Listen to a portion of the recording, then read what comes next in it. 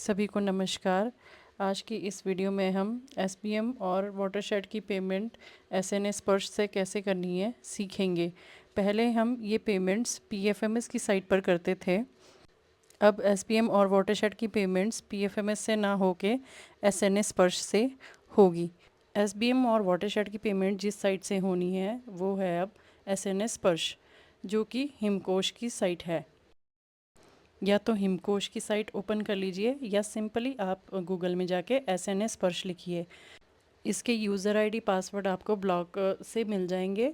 और जब आपको ब्लॉग से यूज़र आईडी पासवर्ड मिलेंगे तो जब आप फर्स्ट टाइम लॉगिन करेंगे तो आपको ये पासवर्ड चेंज करने को कहेगा। तो आपने वो पासवर्ड चेंज कर लेना है और नया वाला पासवर्ड आपने नोट कर लेना है। और उसी आईडी से और उसी पासवर्ड से जो आपने चेंज किया है इसमें एसएनएस स्पर्श में आप लॉगिन करेंगे एज एन एजेंसी। आप एज एन एजेंसी काम करोगे इस पोर्टल पर। बाकी सॉफ्टवेयर की तरह ही इस पे भी दो लॉगिन होंगे, एक चेकर का एक मेकर का। मेकर यहाँ पे पंचायत सचिव है और चेकर आपको जैसे कि आपको पता ही है प्रधान है। तो दो यूज़र आईडी आपको एसएनएस स्पर्श के ब्लॉक से प्राप्त होंगे। एसएनएस स्पर्श में लॉगिन करने के बाद सबसे पहले आपने इसमें मेकर से लॉगिन करना है। तो इसमें मेकर वाली आईडी से लॉगिन कीजिए। तो लॉगिन करने के बाद सबसे पहला काम हम जो इसमें करेंगे वो है वेंडर बनाने का काम, जिसके लिए आप ऊपर देखो एजेंसी मेनू लिखा हुआ ना, उस पर क्लिक करके रजिस्टर न्यू एजेंसी पे क्लिक करेंगे। तो जैसे ही आप रजिस्टर न्यू एजेंसी पे क्लिक करते हैं तो आपके पास ये इस तरह का फॉर्म खुलता है। इसमें आप रिक्वायर्ड सारी डिटेल्स फिल कर दीजिए, जैसे कि पेई name, caste category, pan number अगर है, जीएसटी नंबर अगर है, फ़ोन नंबर यहाँ पे करेंगे तो बहुत अच्छा रहेगा। और फिर बैंक अकाउंट नंबर, री enter bank account number, IFSC code, और ये अर्बन में है कि रूरल में है उसका एड्रेस, और ये आगे एलजीडी कोड वगैरह सारा ये सेलेक्ट करने के बाद आप इस पेई को रजिस्टर कर दोगे। जब आप पेई रजिस्टर करते हैं तो रजिस्टर्ड पेई आपको यहाँ पे नीचे दिखते हैं। अगर आप इसमें कोई चेंज करना चाहते हैं तो आपको ये लास्ट में सेलेक्ट ऑप्शन जो दिख रही है उस पर क्लिक करके आप इसमें कोई भी चीज़ जो कुछ गलत हो गया है उसको दोबारा से ठीक कर सकते हैं।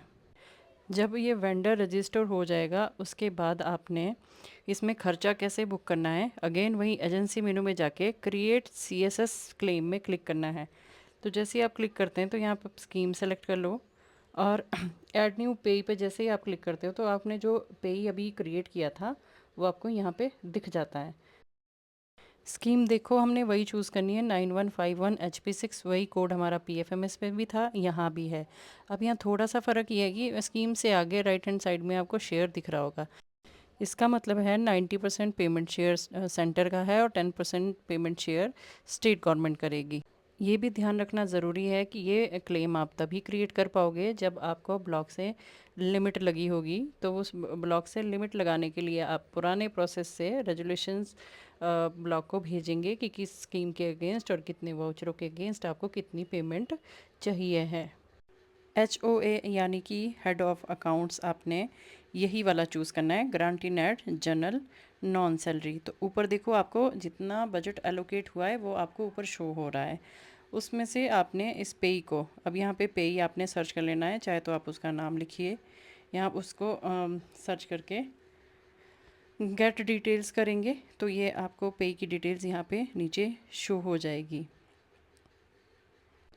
पुराने प्रोसीजर की तरह ही यहाँ पे आपको ऐड पेई कंपोनेंट में वही कि आप IHHL की पेमेंट कर रहे हो कि SLWM की कर रहे हो कि IEC की कर रहे हो, किस चीज़ में खर्चा कर रहे हो, उसके आगे ही आपने यहाँ अमाउंट लिखना है जितना आपने इस वेंडर को पे करना है, जो कि वेंडर आपने लेफ़्ट हैंड साइड में लिखा है।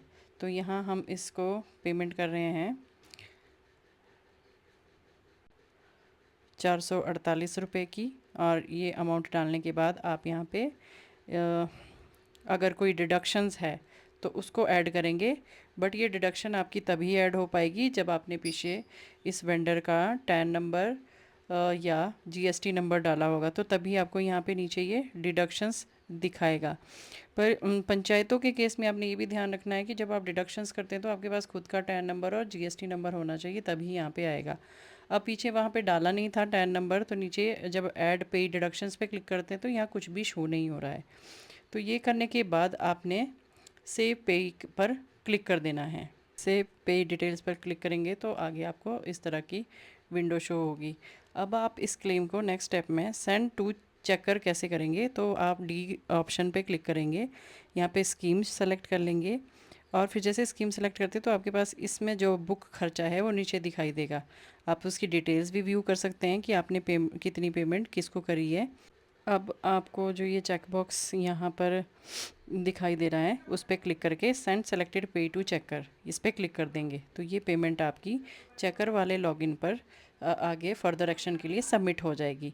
इसके बाद आपने मेकर वाली आईडी से लॉग आउट कर देना है। आप इस मेकर आईडी पे ये देख भी सकते हैं कि एजेंसी एलोकेशन एक्सपेंडिचर का स्टेटस क्या है, तो आप उसके लिए रिपोर्ट्स में जाके एजेंसी एलोकेशन एक्सपेंडिचर मेकर वाले लॉगिन पर ही चेक कर सकते हैं।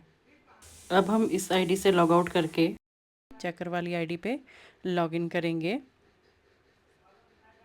और पहले के जैसे इस वाली आईडी से हम इस एक्सपेंडिचर को अप्रूव या रिजेक्ट करेंगे। इस लॉगिन पे इतना ही काम होता है। मेन काम आपको पता है हर साइट पे मेकर ने ही करना है। चेकर वाली आईडी में आपने एजेंसी मेनू पे क्लिक करके एक्सेप्ट और रिजेक्ट एजेंसी क्लेम्स पे क्लिक करना है।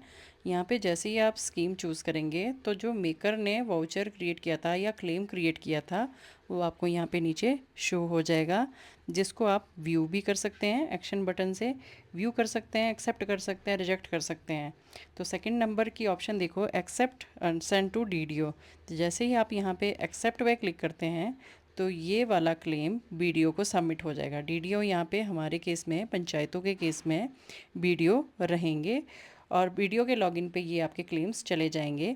वो चेक करेंगे कि आपके क्लेम्स सही है कि नहीं है। अगर उनको ये क्लेम्स सही लगते हैं तो उसको अप्रूव करने के बाद ट्रेजरी में भेजेंगे। ट्रेजरी इस बिल को पास करेगी और इस प्रोसेस में 4 या 5 दिन का टाइम आपका लग जाएगा। यानी कि अब ये पेमेंट ट्रेजरी से ही होगी। आप सिर्फ क्लेम यहाँ पे क्रिएट और सेंड कर सकते हैं। आपको यहाँ एक चीज़ ध्यान रखनी है कि अगर कोई पेमेंट आपकी रिजेक्ट हो जाती है तो पेमेंट आपकी दोबारा नहीं होएगी। वो आपको वापस मेकर के लॉगिन पे दिखती है, तो उसी लॉगिन से आप दोबारा एडिट करके उसकी डिटेल्स सही करके दोबारा क्लेम भेजेंगे। इस पोर्टल पर राउंड फिगर में ही पेमेंट होगी, यानी कि पैसों में पेमेंट्स नहीं होगी। आई होप आपको अब ये पेमेंट्स करनी आ गई होगी। कोई भी इशू के लिए आप कमेंट या ईमेल पर संपर्क कर सकते हैं। धन्यवाद।